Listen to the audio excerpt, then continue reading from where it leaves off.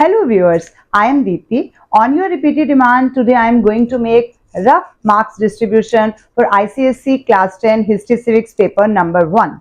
So first of all, as you know, we have part 1 which is compulsory for all the students to attempt, in which we have 2 questions. Question number 1 consists of 16 MCQ. Out of this 16 MCQ, we have 6 MCQ from your civics portion, 7 MCQ from Indian history and 3 MCQ from contemporary world.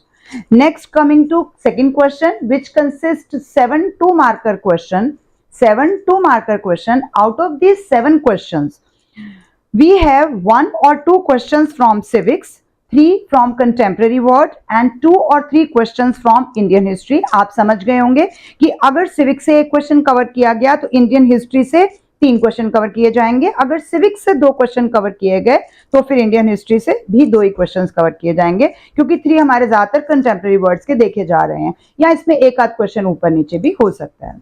Now coming to part 2 section A. Part 2 section A means civics portion. तो civics portion में हमारा union legislator consist of 10 marks, means में union parliament के questions होंगे, लोकसभा, राज्यसभा और speaker. Next is union executive, again consist of 10 marks, president and vice president, prime minister and council of minister, contain 10 marks. Then judiciary, supreme court, high court and subordinate court, again 10 marks. In section A you have to attempt 2 questions out of the given 3 questions.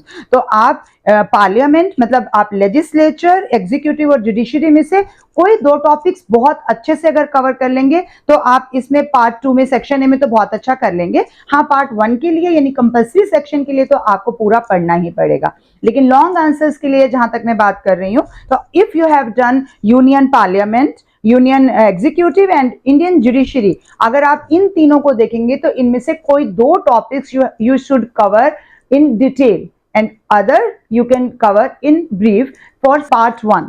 Now coming to part 2 section B from Indian history and contemporary world. So here we have 5 questions. Out of these 5 questions you need to attempt only 3 questions.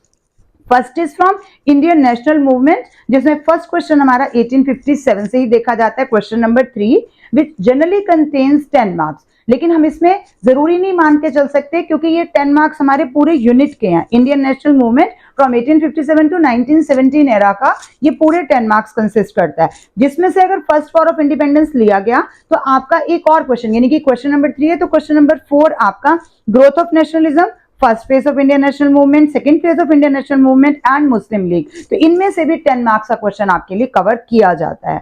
तो ये आपके 20 marks इधर हो गए. देखिए आपके पास 2 units हैं हिस्ट्री में मेन जो इंडियन हिस्ट्री से रिलेटेड है. Next is mass phase of national Indian national movement. तो इसमें हम बिल्कुल 100% श्योर नहीं हो सकते हैं कि 2 किस में से आएंगे.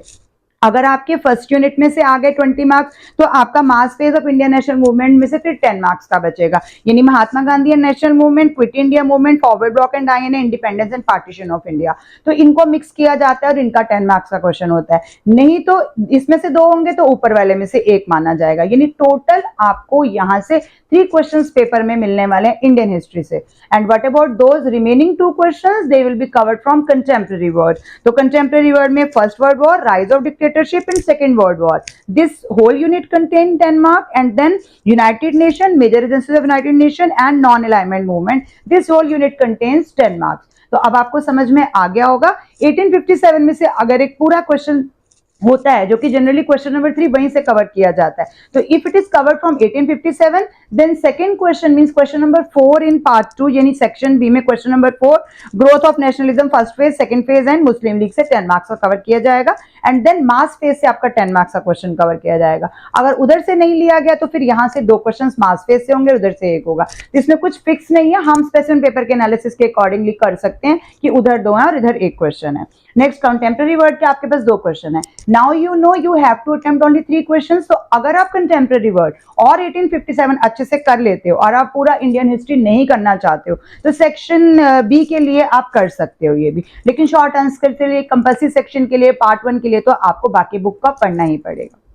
So as I've said it again and again that this is the rough estimate. History civics में वैसे बन ही नहीं सकता मार्क्स डिस्ट्रीब्यूशन, बट क्योंकि आप लोगों ने बार बार मुझे रिक्वेस्ट किया, that is why I have made it. फिर भी हम 10 मार्क्स एनालिसिस लेके चल रहे हैं पूरे यूनिट में से. उसमें ऊपर नीचे थोड़ा बहुत होगा कि किसमें से अब हमें नॉन कॉपरेशन है या सिविल डिसोबीडियंस है. लेकिन on your repeated demand I have made predicted questions also and soon I will upload that video also for your reference. अगर आप उस वीडियो को रेफर करेंगे जैसे लास्ट ईयर किया था स्टूडेंट्स ने, तो 100% मेरे प्रेडिक्टेड क्वेश्चंस में से ही पेपर्स आए थे.